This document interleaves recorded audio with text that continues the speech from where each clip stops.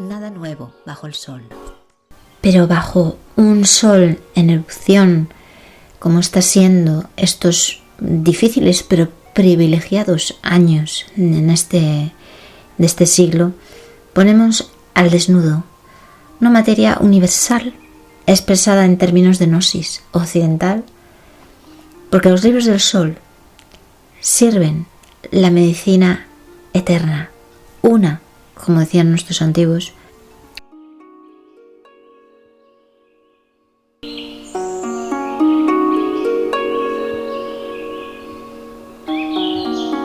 Este no es un libro de creencias, sino de fe inherente a todo ser humano. No es un libro para creyentes tampoco, sino para que todos, cualquiera, abordemos todas las cosas. No las cosas de la espiritualidad por aquí, las de la educación por allá, las de la política, las de la medicina. No, sino verdaderamente todas desde la perspectiva unificada. No, mejor, una. Que es la del conocimiento del ser, que no es ni el conocimiento intelectual y sus cúmulos, ni la superstición. Porque cuando se pierde el conocimiento se guarda la forma solo exterior. Y es que fuera del conocimiento todo es fragmentación, incluso en la espiritualidad, perdiéndose lo común, perdiéndose la raíz. Hay palabras para ello, se puede decir tradición primordial, se puede decir en términos cristianos, el Cristo es esa raíz radical. Los libros del sol presentan a otro fenómeno espiritual tremendo. El maestro Philippe de Lyon, que ejerció, como su apodo lo dice, en la ciudad de Lyon, que fue una ciudad elegida, no por casualidad, por los romanos, con esa confluencia de ríos que hace de ello un lugar sagrado, un lugar con una energía muy particular. En fin, este gran sanador fue contemporáneo y compatriota del François Schlatter. Inspirados por la obra insólita y las rotundas palabras concordantes entre sí, las de estos dos taumaturgos, así como con toda la tradición profética y espiritual milenarias, decidimos poner el foco sobre las claves evolutivas y curativas que ambos destacaron, a fin de reactivar la medicina eterna que sirvieron. Antes que detenerse sobre el hecho histórico y tender a mitificar su figura o a cultivar lo mistérico, conviene ahondar en el conocimiento con C mayúscula que ellos transparentaron para ahondar en este momento mismo que ahora nosotros estamos viviendo, ese anunciado fin de un tiempo por todas las tradiciones y también por estos dos grandes taumaturgos. Mientras la ciencia materialista y la cultura del ateísmo se imponían en el mundo a finales del siglo XIX, cuando estuvieron ellos aquí encarnados sobre la tierra, pues ellos encarnaron, de hecho, la verdadera religión, que consiste en religarse al puro ser y amar al prójimo, mostrando que la salud con S mayúscula, la salud verdadera, reposa sobre la fe. La comprensión y la curación de la enfermedad son en verdad indisociables de una realidad de los planos relativos del alma, la reencarnación que abordamos en nuestro estudio, y ha sido una realidad largamente desestimada en Occidente, no solo por el racionalismo, cosa evidente, sino también en el ámbito de la religión, de nuestra religión y de la espiritualidad. Hoy, una gran parte de las enfermedades y de los trastornos a nivel del organismo, tanto individual como colectivo, sin embargo, están desafiando la medicina y la ciencia actuales y piden a gritos ampliar la mirada, elevar la conciencia, ir más allá del plano mental y físico y desvelar el saber consustancial al alma, sin un acompasamiento del conocimiento intelectual y desarrollo técnico, con la experiencia directa y vívida de la verdad, que nos hace, que nos lleva, que nos conduce, que implica lo que decíamos, ese amor al prójimo, no al otro desde la persona, sino al prójimo, y con el espíritu abierto para servirle. Nuestra inteligencia, como ya están nuestros mitos, por ejemplo, el del Génesis, con el árbol de la ciencia del bien y del mal y esa serpiente tentadora, esa serpiente que siempre ha simbolizado el conocimiento. Nuestra inteligencia humana, mental, puede ser maligna, y esto lo estamos viendo de sobra en nuestros tiempos, que son los tiempos de la revelación, para que a nadie se le escape ya que se está produciendo un daño, que hay una forma, sin embargo, también de evitar el daño y de sanar, o si no, habrá todavía más sufrimiento, si no, incluso podría ser un fin de nuestra especie, ¿por qué no? Así que es hora de tratar de clarificar y de integrar algunas realidades espirituales que sin duda perturban las creencias dominantes, pero que nos permiten rectificar el rumbo. Y este reto que concierne a cada cual, porque parte de uno mismo, de un trabajo sobre uno mismo, es de orden planetario. Pero tomamos aquí el país natal de ambos sanadores simbólicamente como órgano vital del viejo mundo, en descomposición para un posible renacimiento. Me estoy refiriendo al hexágono, a Francia, al hexágono de la vieja, en el centro de la vieja Europa, porque a fin de cuentas Estados Unidos no es más que una extensión tumarizada de esta vieja Europa. Lo tomamos, decía, como centro de un fin de ciclo cósmico, de un cataclismo civilizacional, de una era caínica, en fin, se han puesto un montón de términos para hablar de esta edad del hierro, de esta edad de la riña, del conflicto, de esta edad caínica, por parte de teólogos, de visionarios, de místicos, en fin, dentro de todas las tradiciones. Sin embargo, es a la vez, paradójicamente, el tiempo de la posible resurrección para una, vamos a decirlo así, una nueva humanidad. Entonces, este libro está tejido de toda esta visión del mundo, de todas estas realidades espirituales a las que apuntan nuestros taumaturgos,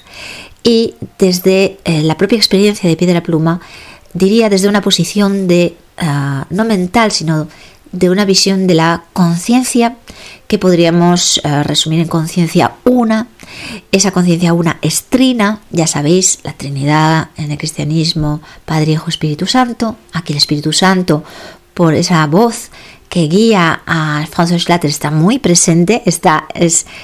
protagonista del viaje de nuestro querido François Schlatter.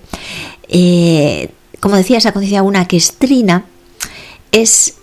trina también es la medicina, que actúa a 3 niveles, la medicina divina de la que tratamos aquí. Y este libro está tejido por unas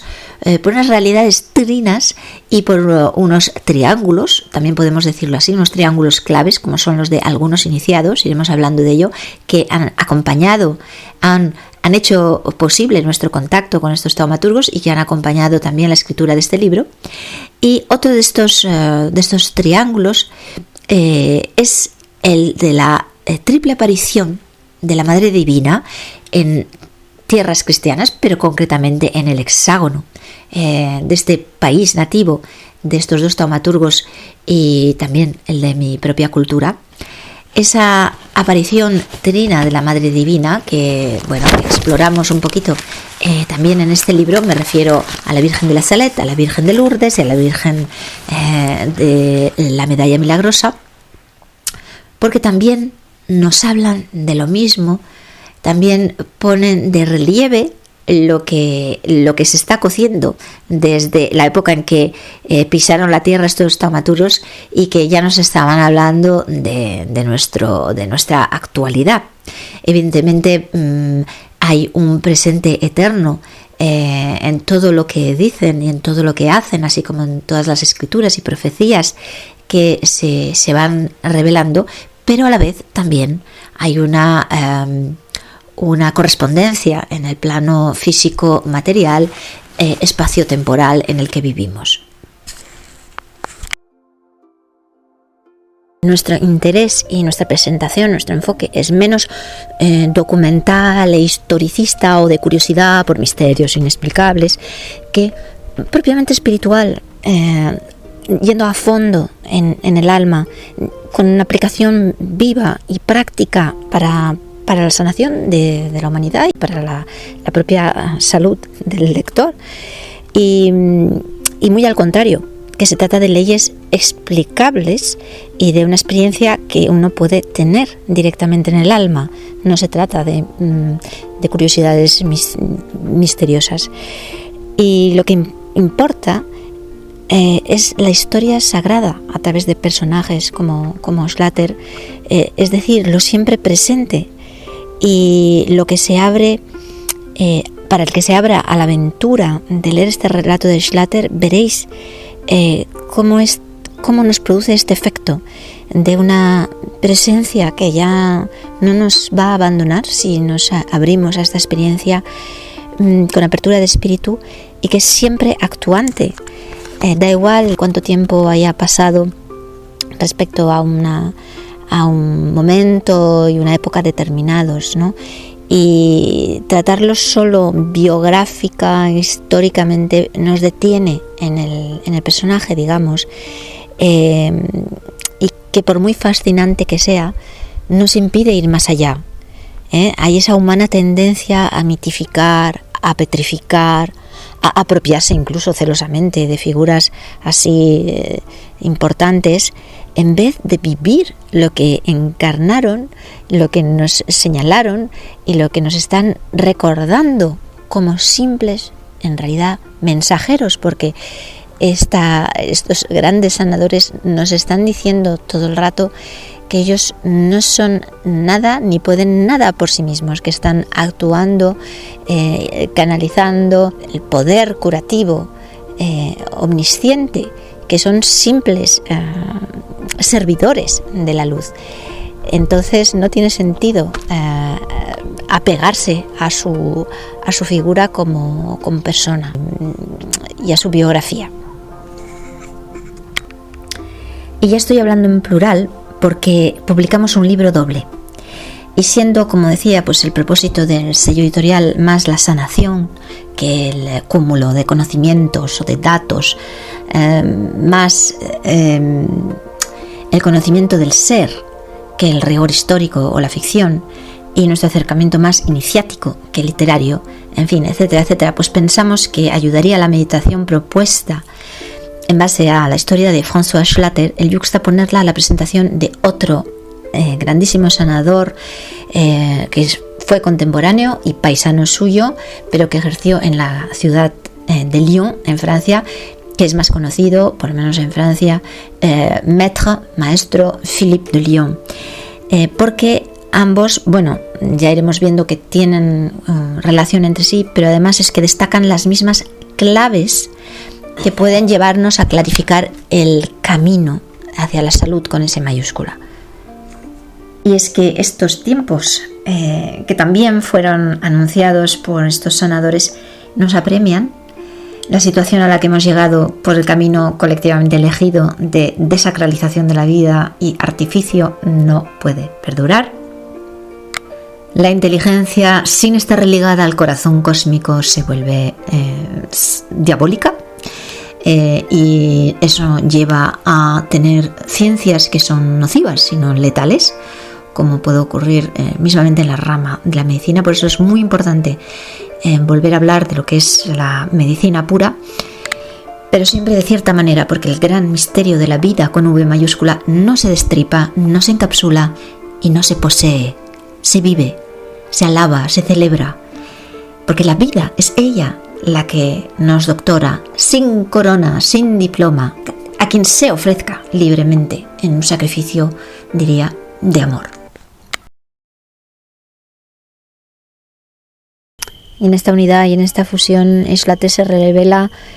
el guía, se revela como el Mesías, se revela como el Cristo, se revela como ese guardián interior y ese sanador que está ahí en cada uno de nosotros y que nunca nos ha abandonado. Y eso sí, uno se tiene que volver totalmente consciente de ello para que esa sanación actúe verdaderamente, visiblemente, y emane para la sanación de todas las cosas. Leer este libro, descubrir a estos dos taumaturgos, de verdad que supone un viaje interior, un viaje de transformación que yo resumiría en que es un viaje a la evidencia, porque partimos de algo tan increíble, de dos personajes fuera de serie que han obrado prodigios, han hecho cosas que incluso con tantos testimonios mucha gente no va a creer en ello, ¿no? De todas maneras, y que ya de partida que van a levantar tanto prejuicio porque se supone que son de fe cristiana, por ejemplo, o que son tan místicos, tan profundamente espirituales, que es algo que nos es ajeno, o que es para algunas personas especiales, o que no tiene nada que ver con mi vida, o que no me puede ayudar ahora con mis problemas cotidianos o los problemas de salud de mi persona, etcétera, ¿no? Y es todo lo contrario que ocurre. Nos damos cuenta de la simplicidad radical, simplicidad absoluta. Eso es lo divino, reunir lo extraordinario en lo ordinario, lo más poderoso en lo más simple. Es, pues eso, radicalmente retador, pero retador para lo falso en nosotros. Esta exigencia es la fe, es vivir teniendo fe. Es esa fe que mueve montañas, como dijo Jesús, el Maestro Jesús, y todo se transformaría para todos si simplemente nos reuniésemos por encima de todo, de manera prioritaria. No hace falta mucho, pero de manera regular para empezar, en torno a esa simplicidad y a ese don de sí, en esa entrega, en esa desnudez. Se transformaba el planeta en un instante con una cantidad suficiente de personas. Y el alma es la gran abandonada de nuestra humanidad actual. La realidad del alma, su cultivo, la ciencia del alma, no están en consideración. Están incluso ignorados. Y esto tanto por parte del racionalismo, desde hace siglos, y esto es una obviedad, ha sido su tendencia, sino también dentro de la espiritualidad, que por un lado obviamente está, o inevitablemente mejor dicho, está contaminada de materialismo, porque es nuestro condicionamiento de base, y por otro lado, y también tiene que ver con ello en parte, hay una corriente de neo-no-dualismo, vamos a resumirlo así, que tiende a precipitarse al absoluto sin transitar por ese espacio intermedio. Por otro lado, también hay una espiritualidad o un mundo de la terapia en el que hay sensibilidad, hay ciertos conocimientos respecto a todo lo sutil y planos intermedios, pero que sin embargo en muchos casos pecan de materialismo o de subjetivismo, vamos a resumirlo así, es decir, que no hay suficiente interés o ligazón con el conocimiento con C mayúscula, el conocimiento del ser. Entonces se mueve más en unos planos que están más atraídos por los intereses egoicos, no solamente los burdos, sino algunos muy sutiles. Entonces el problema de todo esto es que sin atender al alma no podemos comprender la enfermedad, ni podemos atenderla. No me voy a extender aquí, pero la confusión una de las confusiones principales ligadas a esta desatención es la confusión entre la mente, vamos a resumirlo así, y el ego. La noción de ego no corresponde exactamente a la realidad de la mente. El ego es algo más sutil que se sirve de la mente, porque la mente es un instrumento finalmente, ¿no? Es una función de la conciencia, y lo que podemos entender por ego sería lo que tradicionalmente se ha representado con la figura de Satán. Entonces la mente puede girarse, enfocarse, servir a Satán o servir a una figura opuesta, que es lo que en la tradición se puede entender como el ángel con A mayúscula o el Espíritu Santo. Nuestros libros, sin embargo, se ocupan plenamente de la ciencia del alma, rescatando a todos sus representantes principales, a los testimonios, por lo menos dentro de nuestra tradición occidental, porque es donde hay ese gran agujero negro de lo que resumiría en Gnosis, como ya lo vio Carl Gustav Jung entre la gnosis en tiempos de cristianos primitivos y la psiquiatría actual, ¿no? Y por eso tiene mucho que ver con la enfermedad la enfermedad en general y particularmente la de nuestra mente. Así que nosotros nos enfocamos mucho en honrar a la psique humana y mostrar el camino de reorientación para sanarla, lo cual es una tarea muy complicada sobre todo porque se ha dejado de discernir entre ese Satán y ese Espíritu Santo, con lo cual cuando se expone algo en función de una psique sana, de una psique religada a la luz, al Espíritu Santo, al ángel, si eso no es percibido, los que la religan al Satán hacen sus proyecciones, entonces piensan que simplemente se trata de un pensamiento personal, otro, o de una opinión, esa prostituta del conocimiento, como dijo no recuerdo quién.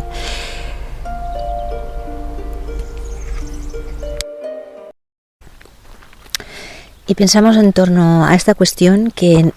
el libro o los libros que os proponemos son no solo de toda actualidad, sino que son imprescindibles porque digamos que, ya sabéis, ese concepto de la segunda venida del Cristo, que se ha interpretado siempre de muchas maneras. En todo caso, aquí no lo puedo resumir, pero desde nuestra visión, nuestro entendimiento de lo que es la época de apocalíptica, es decir, de revelación,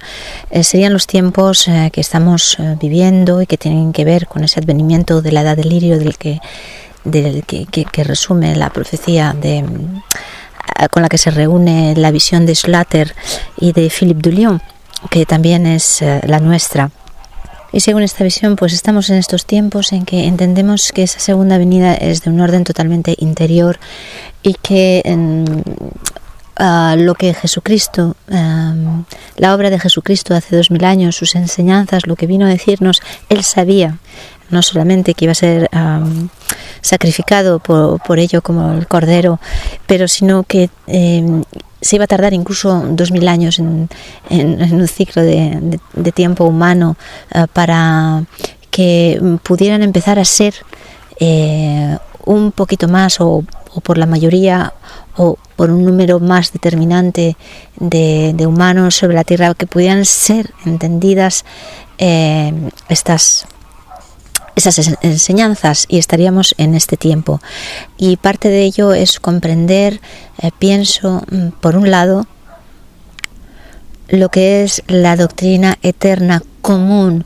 a toda religión, a toda espiritualidad, a toda expresión exterior, y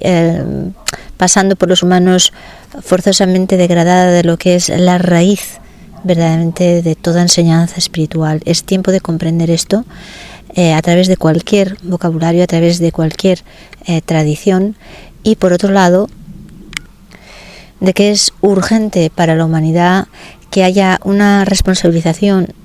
a nivel individual de lo que podríamos resumir en gobernarse a sí mismo, pero a sí mismo no como egos,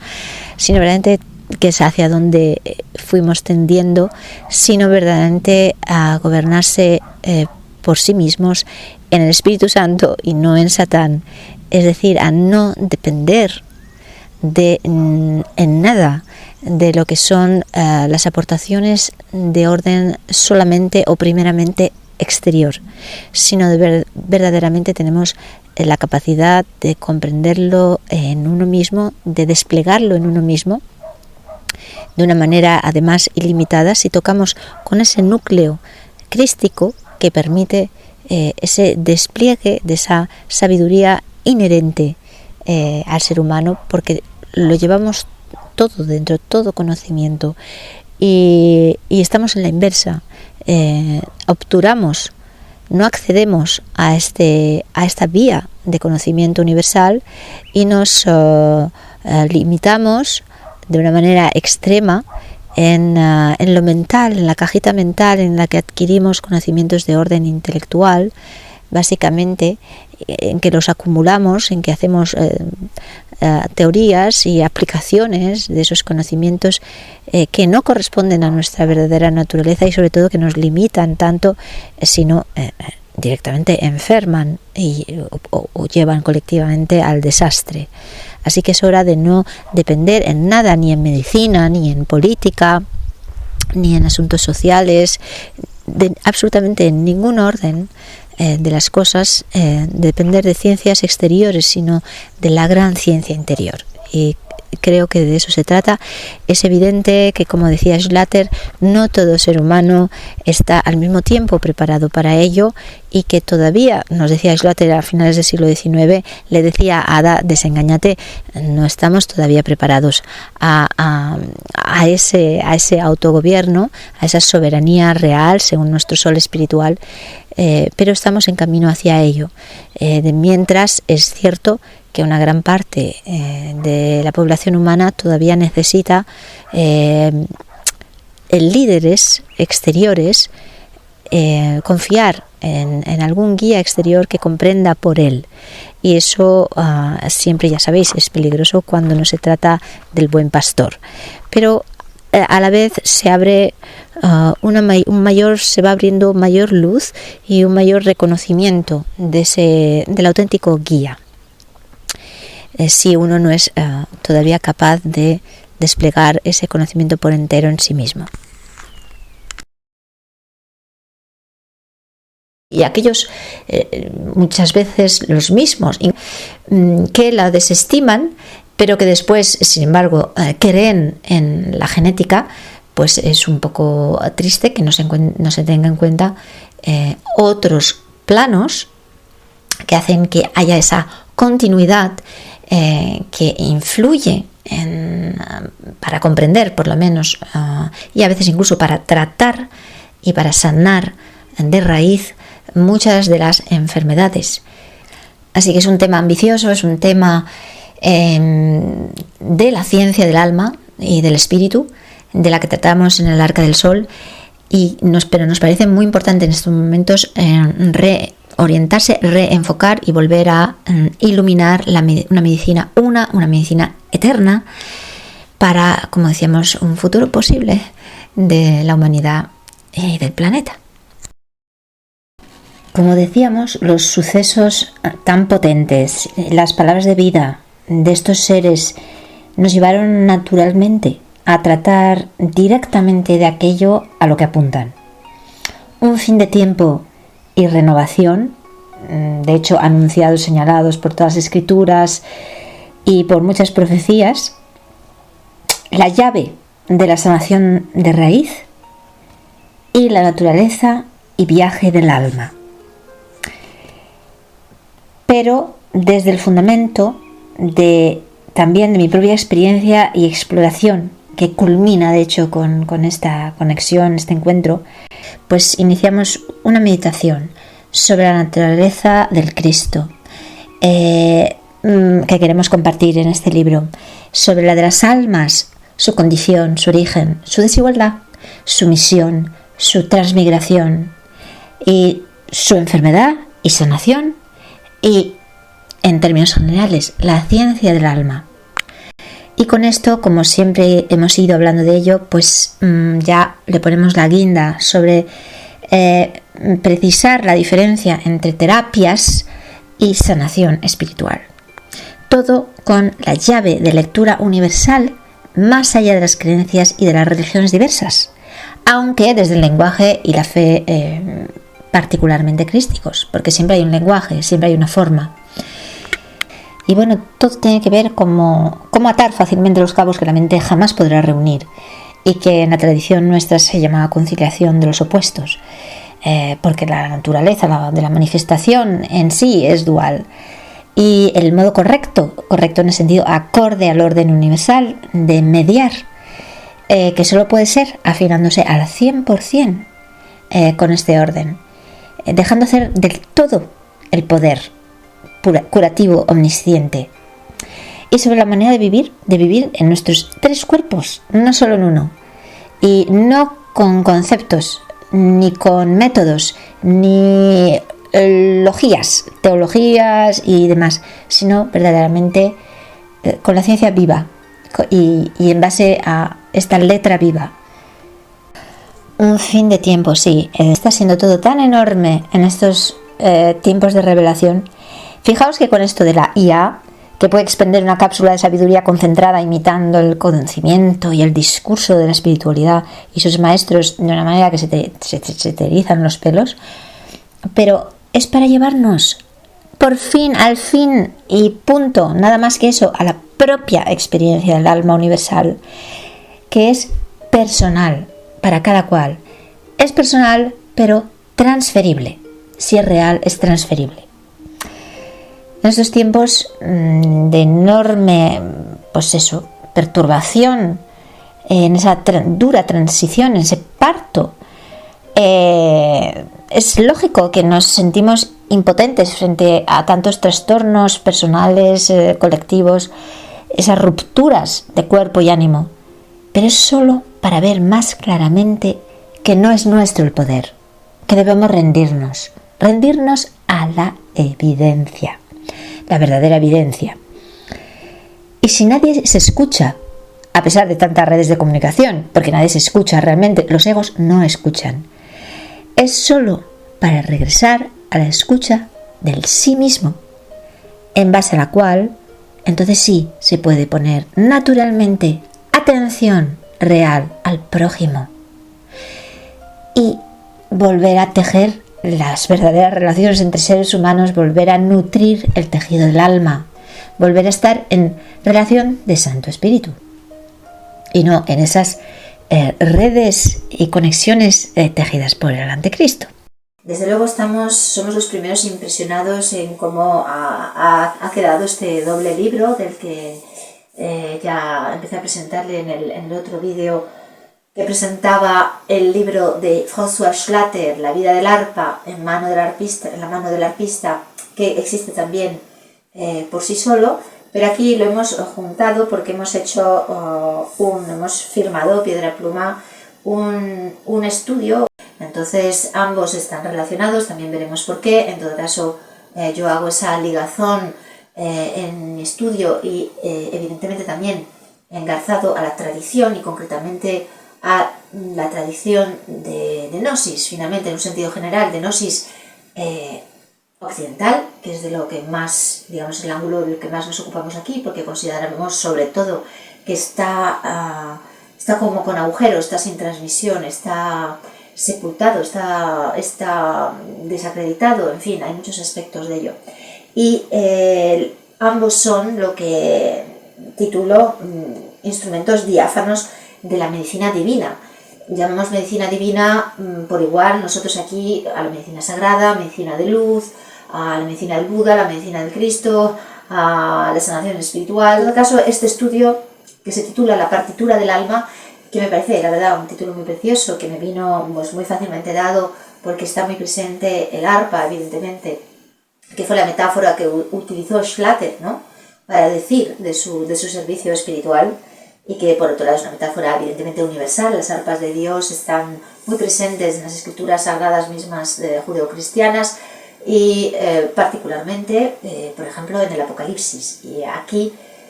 no sé si lo sabéis, nuestra expresión nos gusta, digamos,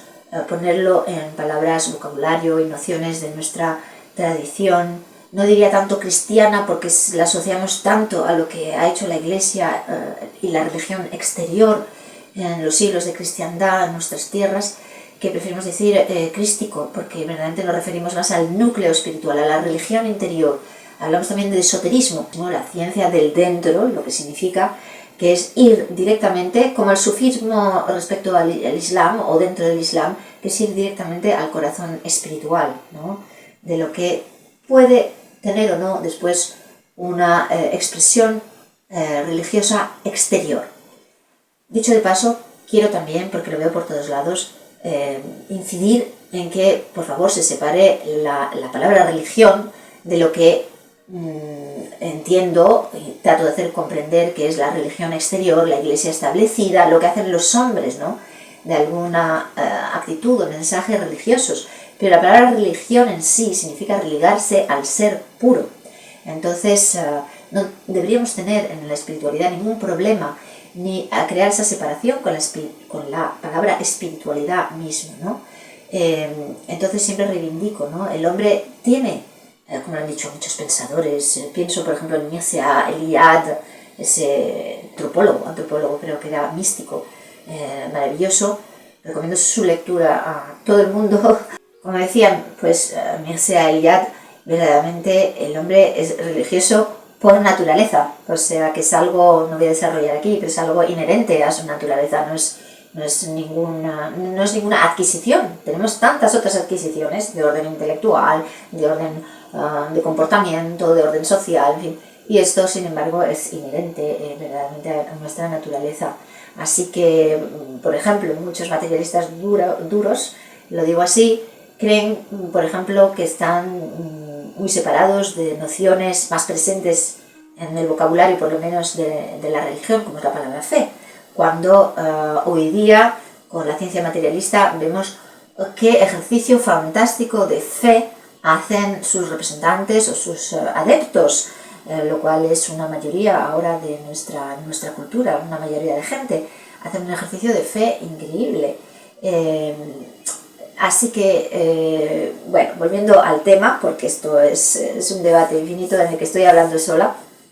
ahora mismo, el subtítulo de la partitura del alma es importante porque es la motivación primera y el enfoque primero de este estudio. Entonces se llama reencarnación y sanación crística. No voy a desarrollar lo de sanación crística porque es obvio, puesto que se trata de dos taumaturgos y que aquí en el Arca del Sol siempre en todo lo que hacemos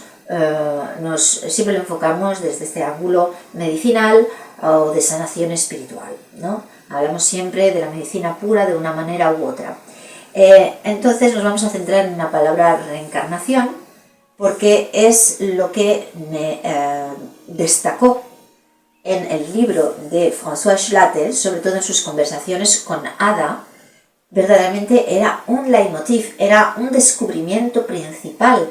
en su vida espiritual, fue un descubrimiento principal, fue no una clave de comprensión, sino para él fue la clave. Entonces, todos los que han tratado sobre la figura y obra de François Schlatter, considero que sí hablan de esta realidad de la que habló François Schlatter, lo dejan como un tema más, ¿no? Cuando verdaderamente fue un tema principal para él y no se puede realmente pasar por alto. Lo mismo en los testimonios, porque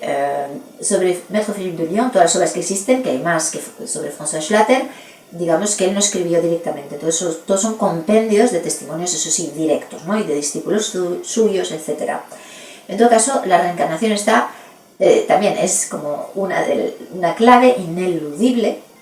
así que por eso me he centrado sobre el tema, porque es curioso tratarlo en nuestras tierras, que como cultura, desde hace siglos, digamos que la hemos radicalmente, fuera de ambientes determinados, por supuesto, pero que en un conjunto en general, como sociedad, la hemos descartado. Y sobre todo, y es el punto interesante de este libro, verdaderamente interesante, que se considera que la reencarnación no es un tema cristiano, y volvemos de nuevo a esa confusión entre lo que ha hecho la Iglesia de lo que es verdaderamente lo que verdaderamente va ligado a las enseñanzas de Cristo. Por eso hablamos siempre de Schlatter y Philippe de Lyon como hombres de Cristo, que en general en nuestra cultura cristiana o occidental se entiende muy mal lo que es el cristianismo, las enseñanzas de Cristo, y a los cristianos fuera de la Iglesia como hombres de Cristo, como Jesucristo mismo fue piedra de tropiezo, porque digamos que en la India, en su equivalencia, entienden mejor a sus avatares, a sus místicos, no margina a sus errantes, etcétera, etcétera. Pero en la cristiandad tenemos este problema con la espiritualidad en general y volviendo a la reencarnación, se cree que no es tema de cristianos. Y como ya decía Maurice Magre, que es uno de los autores que nos ocupamos en los libros del Sol, ya tenemos un libro publicado. ¿Por qué? Porque consideramos también un eslabón de esta cadena mística occidental en torno a la ciencia del alma. Luego hablaré un poco de esto de la ciencia del alma. Como decía, Maurice Magre ya decía a principios del siglo XX, él era francés, estaba muy en relación con todos los ambientes literarios, artísticos, incluso espirituales y esotéricos concretamente, y decía que la palabra reencarnación, y yo creo que se sigue verificando en la actualidad, o bien produce rechazo o indiferencia, hay un descreimiento en torno a lo que es la reencarnación, o bien produce atracción. Entonces, eso es verdad, hay mucha gente que la acepta, la admite, pero muchas veces lo que nos falta es un conocimiento real en torno al tema, ¿no? Porque no ha sido creencia generalizada y hay poca base, digamos, de transmisión al respecto, para comprenderlo y también y eso es lo importante, para tener ocasión de experimentar por uno mismo la verdad de lo que es, en el fondo, a eso vengo, de lo que no es una creencia, en el sentido de, bueno, pues unos creen en esto como un credo, ¿no? O no, sino que es una realidad, es una realidad a la que todo ser humano, tarde o temprano, puede despertar o acceder, darse cuenta de que eso es así. Es una realidad de los planos relativos del alma. Los planos relativos quiere decir que no es el plano absoluto, algo que está verdaderamente más allá de todos los planos, ¿de acuerdo? En lo que podríamos decir que esta realidad ya ni siquiera es. Pero en todo caso, en esos espacios intermedios, en ese espacio intermedio que es el que existe, y ahí sitúo la palabra alma entre, vamos a decir, materia y vamos a decir espíritu puro, entonces esos niveles que podemos, no me gusta tampoco decir niveles de conciencia, pero bueno, para entendernos, entonces niveles de conciencia por los que podemos movernos o ascender, idealmente, hacia tal vez una liberación total del alma en ese espacio más allá de todo absoluto, sí que en este espacio intermedio sí que hay una serie de realidades que igual no son la definitiva y última, es decir, que entran dentro de cierta, lo que dirían los hindúes, dentro de Maya, de lo que es una manifestación que en última instancia es ilusoria, que no tiene una realidad definitiva. Pero en todo caso entra en juego en esa vida del alma que todos tenemos como seres humanos encarnados. En todo caso, todos los que no se liberan completamente en vida, y también quiero hablar un poquito de esto, ¿de acuerdo? Entonces es una realidad que está presente, aunque no la veamos, aunque no hayamos accedido a ella, y que nos toca absolutamente a todos. El otro día, a través de rebote, descubrí que había habido en los finales de los años 80, principios de los 90, yo no vivía en España, por lo cual no sabía, un programa en la 2 que se llamaba Sol de Medianoche, muy interesante, que habían invitados tipo Escotado, o el mexicano Jacobo Greensberg, o bueno, una serie de personalidades, incluso el Darabó, que me sorprendí, ¿no? Que tenía una faceta, no lo sabía, ¿no? No solo así de conocimiento más literario, digamos, sino también iniciático. Y a eso vengo, ¿no? En que se hablaba de iniciación, de esoterismo y de, en general de mística y espiritualidad, cosa que ha desaparecido completamente, no solo de los espacios televisivos, sino verdaderamente incluso en muchos ambientes espirituales, la cosa no va por ahí. En todo caso, lo comentaba también porque me llamaba la atención que aunque por un lado uno se alegra, ¿no?, de que y disfruta de esas conversaciones, a mi modo de ver dominaba aún así un tono demasiado, que es nuestro condicionamiento de base en Occidente, es un tono demasiado intelectual, en el sentido que había un dominio verdaderamente impresionante de un montón de nociones místicas, espirituales e iniciáticas, pero uno lo siente, ¿no? A la vez me parece que había una falta de experiencia directa y profunda del alma en sintonía con aquello de lo que se hablaba, ¿no? Lo cual hacía que, bueno, porque resultaba el debate un poco finalmente de como lo ves, en el dominio de lo humano, simplemente humano o demasiado humano, diría Nietzsche, y de lo intelectual, pues finalmente había choque, ¿no? Sino choque de egos, choque de ideas, ¿no? De pensamientos. Entonces, esto para mí es muy importante, porque de lo que hablamos aquí, el estudio que hacemos, no sabía qué palabra poner, porque precisamente decir ensayo ya lo connota de una manera muy intelectual, porque la gente entiende por ensayo aquí pues un ejercicio intelectual. Entonces, evidentemente lo es, porque usamos el intelecto como instrumento,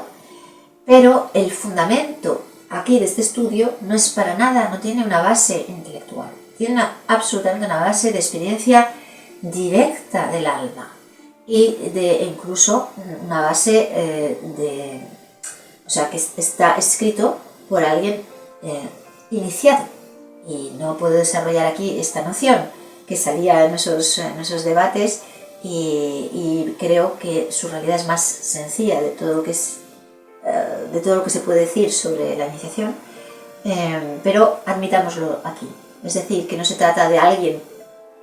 de un escritor, autor, traductor, como persona, sino verdaderamente de un transmisor. He hablado un poquito de ello en el otro vídeo, ¿de acuerdo? Y como un iniciado en estas realidades espirituales, por sí mismo, en sí mismo, lo cual es el fundamento de este estudio. Entonces esto es importante, que este estudio, aunque tenga un ejercicio intelectual importante de síntesis, la verdad es que ha sido incluso muy exigente a ese nivel, para nada es tratar un tema de una manera racional, mental, un tema, o sentimental, tampoco, un tema que está como fuera de uno. Está tratado desde uno, sobre una realidad que somos. Entonces, es un poquito difícil de explicarlo aquí, no me puedo extender mucho, pero creo que dando esta pincelada se puede intuir esa diferencia. Entonces, eso es muy poco corriente en la actualidad y muy poco corriente en Occidente. Pero yo necesito remarcarlo porque esto es lo que es y es la vía de salida real del sufrimiento que provocan y las guerras que provocan el funcionamiento en un orden solamente mental o intelectual. Entonces yo diría, para mí leer los libros es fundamental, pero yo diría tirarlos todo a la basura si no tenéis una experiencia, un atisbo de experiencia del alma directa, de reconocimiento del ser. ¿De acuerdo? Porque es más importante esa experiencia directa. Yo invito directamente a venir aquí a meditar o a vivir una sesión de Reiki, por ejemplo, Reiki como lo tratamos aquí, como vía espiritual, Reiki en verdad y espíritu, sin la manera más simple que existe en el mundo, pero con una potencia desde esa verdad, con una potencia absoluta, y una potencia para despertar. Y hay distintos niveles de despertar. Esto es mucho más importante. Pero, inversamente, quería apuntar, porque lo veo mucho en la espiritualidad actual, que inversamente no vamos a descartar los libros, o el leer, o cualquier otro ejercicio de lo que llamaría el cultivo del alma, el cultivar nuestro huerto del alma, por ejemplo, leyendo. No vamos a pensar que eso vamos a dejarlo, vamos a abandonarlo, porque, por ejemplo, solo nos vamos a enfocar en una práctica. ¿Cómo resumir el tema para hacerlo breve? Porque se está confundiendo, o se está utilizando, o se está tapando una especie de pereza, de cultivo del alma, o de ganas de llegar ya al absoluto, sin ese transitar ese espacio intermedio que hace que tenemos que pasar de alguna manera a otro en lo relativo por cierta, aunque sea una apariencia en última instancia, cierta evolución, cierta depuración. Eso es importante vivirlo, es importante integrarlo antes de dar el salto al absoluto. Pero hoy día hay una tendencia con ese neo-no-dualismo a querer ir directamente a ese absoluto, y puede estar justificado en algunos casos, pero en la mayoría de los casos falta absolutamente ese cultivo del alma. Lo cual da un resultado que es bastante espantoso, que son personas que pueden haber conocido el ir más allá de la mente, como Eckhart Tolle, por ejemplo, ¿no? Que es un caso muy conocido, sobre todo en los medios, en las redes, pero sin embargo, no pondría el ejemplo en este caso, pero bueno, gente que se libera de esta manera, pero que sin embargo, cuando se les pregunta, porque se les toma por sabios a veces, cuando quisiera distinguir lo que es una experiencia, cierto grado de experiencia de liberación del alma, con lo que es verdaderamente ser un sabio o ser un santo, por ejemplo, verdaderamente estar en un estado de santidad, es distinto. Entonces, respecto a lo que nos interesa aquí, que son las realidades de esos planos relativos del alma, esta gente muchas veces carece de ese conocimiento, porque ha transitado simplemente por otra vía. ¿De acuerdo? Entonces, cuando son preguntados como si fueran sabios o como si lo supieran todo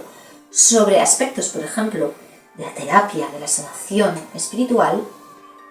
finalmente es sorprendente que es evidente que no dominan la cuestión, el intríngulis, vamos a decirlo así, sino que a veces se acercan a posiciones que se parecen a las de los materialistas duros, con lo cual hay una cierta incongruencia, o que en sus pensamientos humanos, modos de hacer y filosofías funcionan también con esos parámetros del mundo mundanal, digamos, o del materialismo incluso. Están contaminados de materialismo de una manera sutil. No me refiero a las formas más groseras, porque esas son obvias para todo el mundo, las de la espiritualidad materialista, sino hay un materialismo verdaderamente del que no se han desprendido por no haber transitado o no haber cultivado ese jardín del alma. Y entonces, por ejemplo, como humanos funcionan pues con medicinas materialistas o con, pues lo que digo, pensamientos que son intrínsecamente materialistas, es decir, fragmentados, racionales o racionalistas, como son los ismos, generismo, nacionalismo, en fin, hay un sinfín de ismos, ¿no? Lo cual les acerca a posiciones finalmente que son filosóficas, por ejemplo, ¿no? Y que no son las de la filosofía del fuego, o por el fuego, como decimos en la tradición esotérica occidental.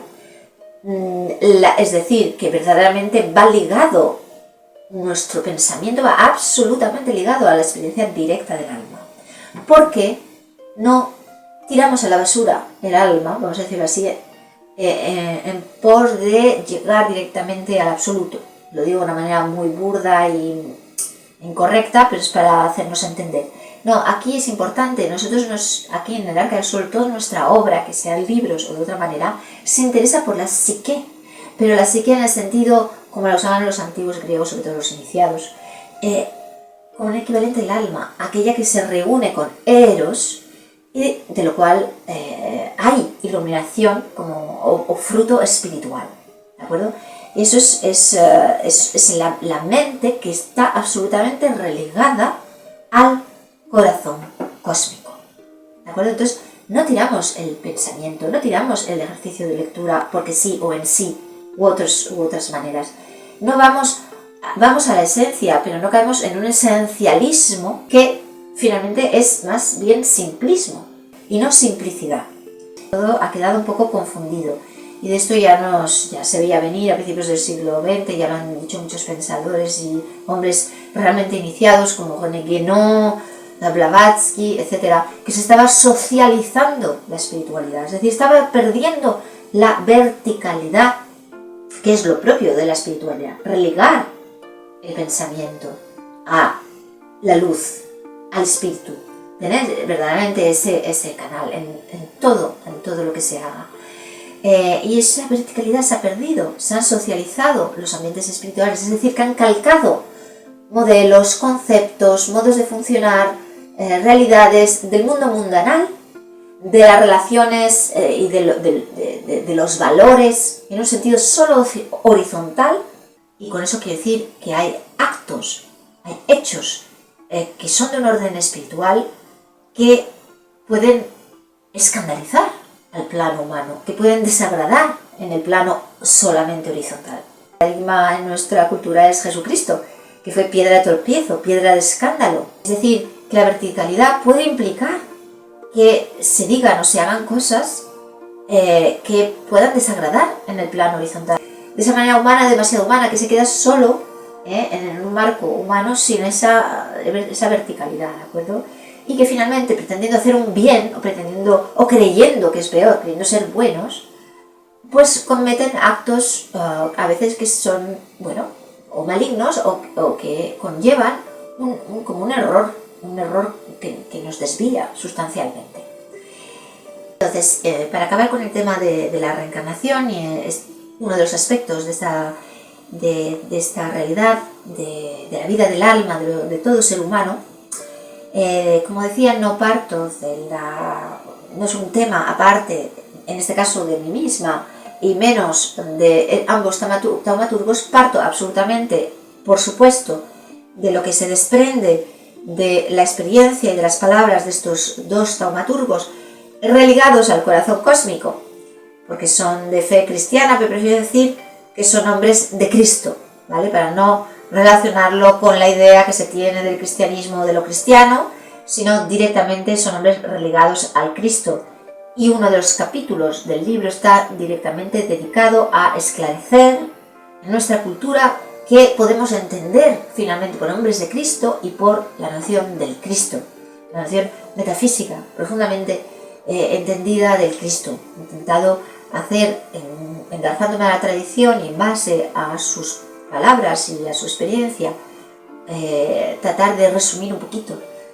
la cuestión, por lo menos salirnos de concepciones erróneas, ¿no? Desviadas. Apuntábamos ya en el vídeo anterior sobre la presentación del libro en solitario de François Schlatter, La vida del arpa en la mano del arpista, lo que emana a través de su figura y obra, así como ahora también con la de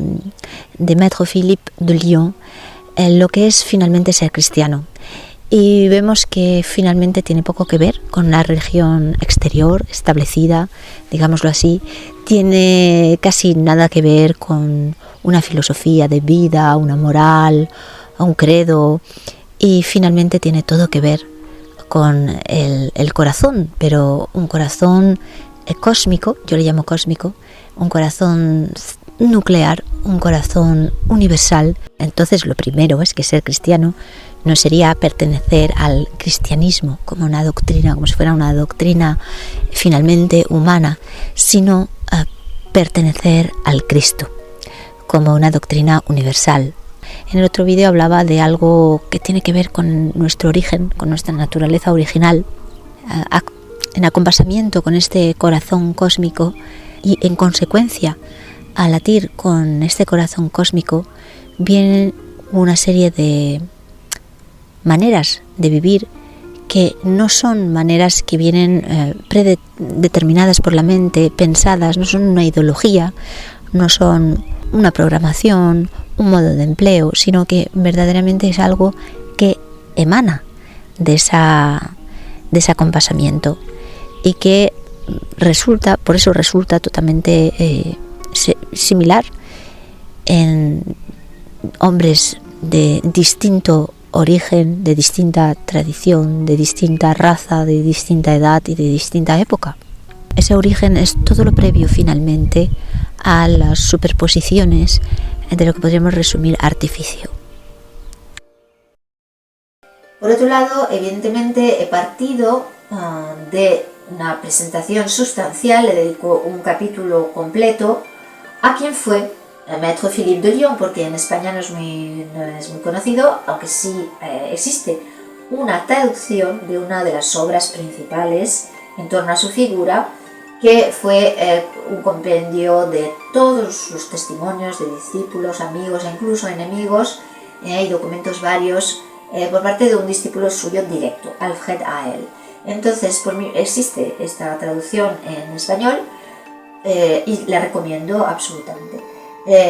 Pero digamos que yo he hecho un trabajo diferente. Yo he cogido dos obras, una de ellas es esta, pero otra es todavía más completa, fue más tardía, fue escrita por el ahijado de Maître Philippe de Lyon, que era el hijo de un discípulo principal de Maître Philippe de Lyon, que es, hablaré de ello porque es clave en este libro, Pappus. Entonces, evidentemente es el nombre espiritual, era un doctor en medicina y que se llamaba Gérard Oncos. Entonces tuvo un hijo llamado Philippe Oncos, que le pidió a Maître Philippe de Lyon ser su padrino. Entonces este hombre, que creo que ha muerto en los años 80, tiene una obra estupenda que recoge un montón también de documentación gráfica. Hemos incluido algunas reproducciones ilustradas por mi compañero,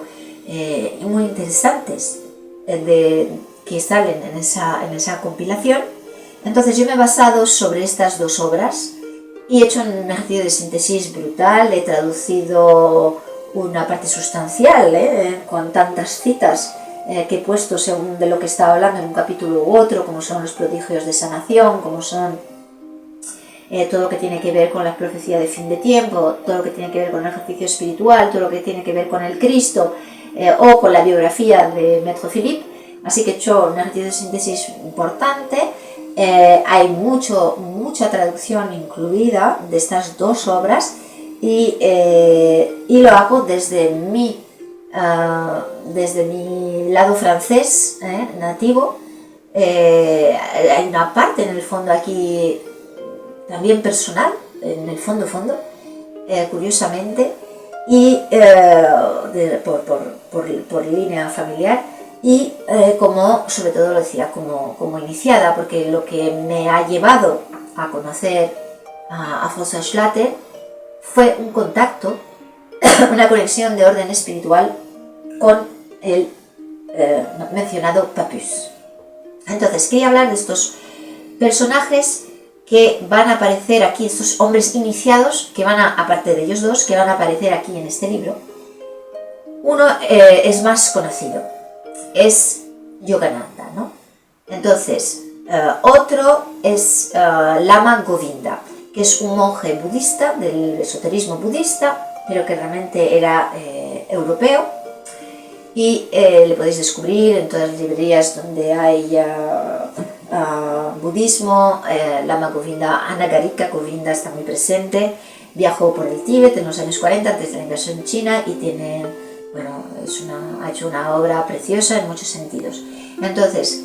Lama Govinda está presente, lo cuento en este libro, porque fue otra de mis conexiones espirituales en relación a la reencarnación. Yogananda ha sido de largo una conexión espiritual para Piedra Pluma y en este lugar, por otros motivos. Entonces, Yogananda está muy presente también para ayudarnos a extraer, ¿no?, la visión que se tiene de manera generalizada sobre y el cristianismo en general,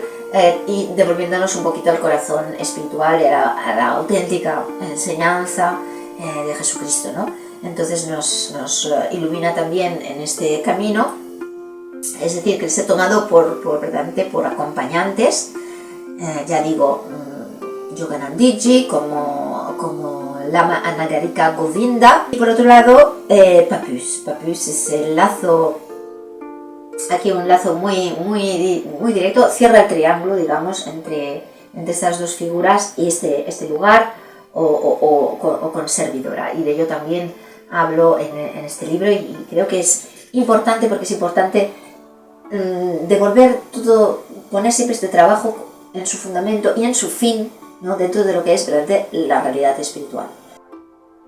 Triángulos mágicos que aparece en este libro es el formado por Schlatter, Philippe de Lyon con Papus, y con este lugar, porque Papus, y cuando hablo de vida iniciática me refiero a que mi camino espiritual ha sido este, y propiamente lo que en nuestra tradición gnóstica y cristiana se llama hermético, y durante una época de intensa práctica o sadhana, como se dice en la India, hermética, canalicé este nombre, y yo en esa época no sabía quién era Papus, y bueno, pues resulta que era doctor a la base, pero se interesó muchísimo en esa época había esas corrientes esa corriente de espiritualidad, sociedades secretas, fundó muchas sociedades iniciáticas, martinista y demás, aprendió mucho de gran magia, de ocultismo, en una palabra, hasta que conoció a Maître Philippe de Lyon, se rindió nada más conocerle totalmente a él, y eso le llevó más hacia el oriente, le enfocó totalmente al misticismo cristiano, ¿no? Dejando un poco más de lado el tipo de esoterismo que practicaba, ¿no? Y resulta que, pues eso, que di con esa figura que curiosamente tengo en común algo de biografía, porque él era de madre española y de padre francés, y realmente había nacido en Galicia y se fue como yo me fui, fíjate, con 3 o 4 años a Francia, y fue a París y ha sido un personaje muy conocido allí. También fue profesor en la escuela de magnetismo fundada por D'Urville, que de hecho le quisieron que Philippe de Lyon se ocupara de una sucursal en Lyon, y por deferencia aceptó, pero él siempre derivaba las clases, y siempre que tenía ocasión en sus sesiones o conferencias, derivaba siempre el magnetismo hacia la sanación propiamente espiritual, que es lo que en este lugar siempre hemos hecho con el Reiki, siempre hablamos de ello en nuestros vídeos, siempre en nuestros libros, de vivir el Reiki como propiamente espiritual, digamos, y quiero decir con esto no como simple terapia energética. La palabra esta energía, pues cada uno la usa como, ¿no? Como hay que entender que la usa. Para nosotros, digamos que distinguimos entre las energías de la energía propiamente espiritual. Lo mismo que Philippe de Lyon del magnetismo con la sanación propiamente espiritual, que es la que él practicaba, ¿no? Una sanación crística, evangélica. Entonces, ¿cuál es la diferencia? Pues por ejemplo, cogemos a alguien que hace artes marciales y que trabaja mucho su ki o su chi, la energía vital, y es capaz de, por ejemplo, romper un ladrillo, ¿no? Pues es en otros planos que está propiamente espiritual, que sería, pues poner un ejemplo, como alguien que esté rezando para que sane a otra persona, y con tal fe y tal amor puro que mueve otro tipo de energía, ¿no? Propiamente espiritual, o viniendo directamente de la fuente. Y ese es el fin último de toda práctica espiritual, y es el de nuestro enfoque con el Reiki, como instrumento diáfano en manos del arpista, como el título de Schlatter, y como Schlatter habla de sus curaciones, pues exactamente así, ¿no?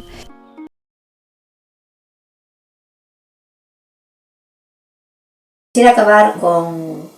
una invitación al lector o al auditor a que verdaderamente pueda tener en cuenta la posibilidad o la realidad para nosotros de que el acercarse a este trabajo u otros de esta Arca del Sol, no en vano estoy hablando de iniciación, de poder curativo, etc., que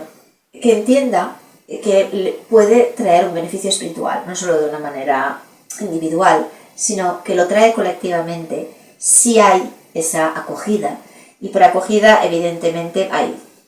distintos niveles. Puede ser por fe, pero sin ir a demasiado, ¿no? A demasiada expectativa. Puede ser por un simple ejercicio de atención pura, es decir, atención desligada de lo que tanto nos posee en Occidente, que es ese poder mental hiperdesarrollado, esa inteligencia hiperdesarrollada que tenemos, que nos, sin suficiente ligazón a la luz, nos hace continuamente caer en prejuicios, en juicios, y eso nos separa. Desde la intuición de esa raíz unitiva, tratar de escucharnos unos a otros y de tener mayor transversalidad entre las distintas escuelas, enseñanzas espirituales, porque si no acabamos con una fragmentación idéntica y mental del conocimiento, como en otro orden de cosas. Y es la verdadera inversión necesaria, pienso, de hecho esa inversión que se llama conversión en la religión, va de esto, va de priorizar todo lo que es de orden, que está en relación con el orden de lo eterno, no de lo mundanal. Y esa es la realidad del componente curativo, ese es el verdadero componente curativo.